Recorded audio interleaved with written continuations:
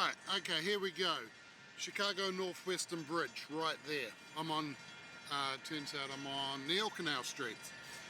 There's a train coming, that's sweet, I like trains. First Chicago Northwestern station that way, there's a plaque. Second one we've seen at the Merchandise March.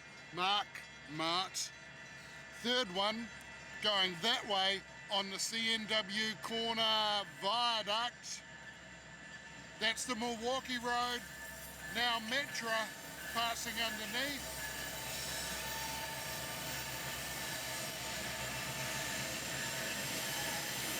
And there's a CNW old station power building just down that way as well.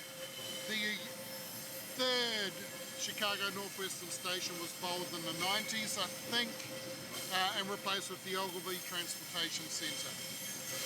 The track sheds, tracks, viaducts are that 1914 original as far as I can tell. They certainly look like they're well over 100 years old.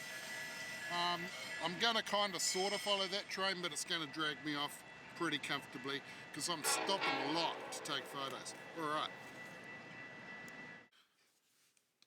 Hey, if you liked whatever it is you just watched, there's plenty more.